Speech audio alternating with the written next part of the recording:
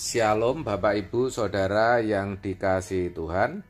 Seri pengajaran hari ini berjudul Bersukacita dalam Pengharapan.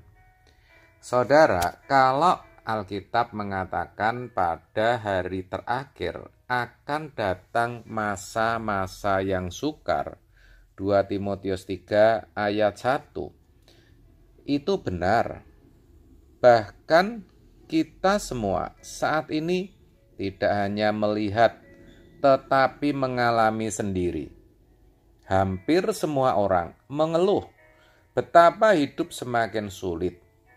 Pandemi yang mengubah dunia belum juga berakhir, masih ditambah harga-harga kebutuhan pokok juga melambung. Gula, minyak, gandum, solar, dan masih banyak lagi, semua naik.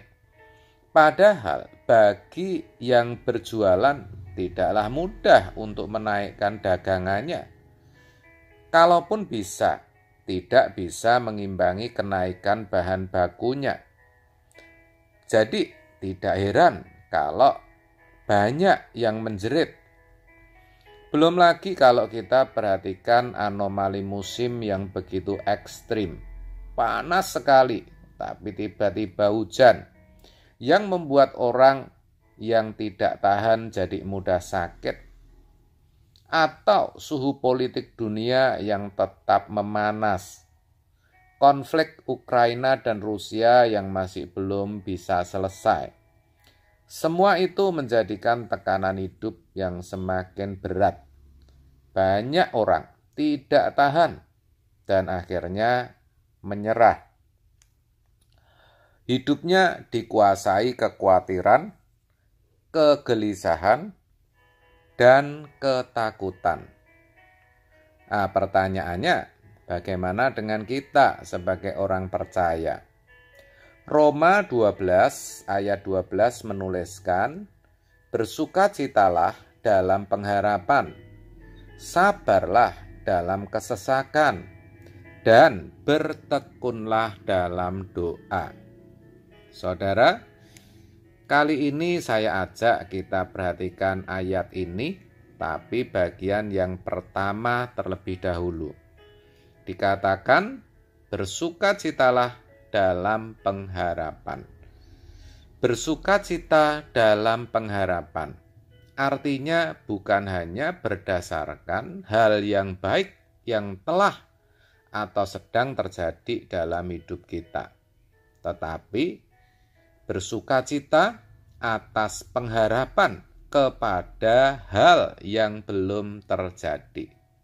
Apa itu? Yaitu Tuhan dan kerajaannya, langit yang baru dan bumi yang baru, LB3. Itulah yang harus jadi dasar sukacita atau semangat hidup kita.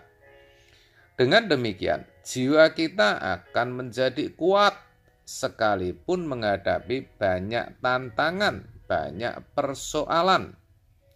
Terkait hal itu, penulis surat Ibrani menuliskan demikian. Pengharapan itu adalah sauh yang kuat dan aman bagi jiwa kita. Perhatikan, yang telah dilabuhkan sampai ke belakang tabir. Ibrani 6 ayat 19. Jadi, bagi kita orang percaya, bersukacita dalam pengharapan itu hal yang sangat logis.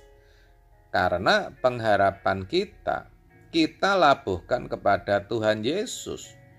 Tuhan yang telah membelah tabir pemisah antara umat dan Tuhan yang Maha Suci itu.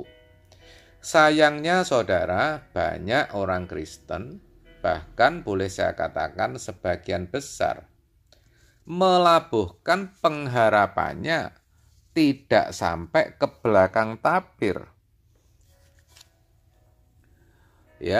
Tetapi hanya sampai sebatas kubur. Bukan kepada kekekalan, tetapi kepada kekinian. pengharapannya hanya kepada kesembuhan, kesuksesan, kehormatan, kemakmuran, keberhasilan, keutuhan rumah tangga, selesainya masalah, dan hal-hal yang tampak mata lainnya. Akibatnya, ketika yang diharapkan tidak terjadi, tidak dialami, maka yang timbul adalah kekecewaan, kesedihan, marah, dan sebagainya. Orang yang seperti ini tidak mungkin bisa bersukacita dalam pengharapan. Kalaupun bisa, hanya sementara, hanya sekejap. Karena memang semua yang ada di dunia ini sementara sifatnya, tidak ada yang kekal.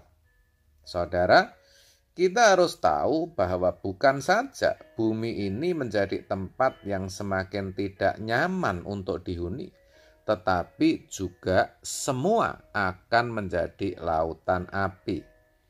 Dikatakan, tetapi hari Tuhan akan tiba seperti pencuri. Pada hari itu, langit akan lenyap dengan gemuruh yang dahsyat, dan unsur-unsur dunia akan hangus dalam nyala api. Dan bumi dan segala yang ada di atasnya akan hilang lenyap. 2 Petrus 3 ayat 10. Dengan demikian, tidak ada lagi yang bisa kita harapkan dari dunia ini. Oleh sebab itu, kita harus mau melatih diri kita dengan tekun agar bisa memiliki sikap hati atau respon yang benar dalam menghadapi hari-hari terakhir ini. Saya katakan melatih diri dengan tekun, karena memang tidak mudah menaruh pengharapan kita kepada sesuatu yang belum kelihatan. Tetapi justru itulah baru bisa dinamakan pengharapan yang benar. Terkait akan hal itu, Roma 8 ayat 24-25 mengatakan demikian. Sebab kita diselamatkan dalam pengharapan.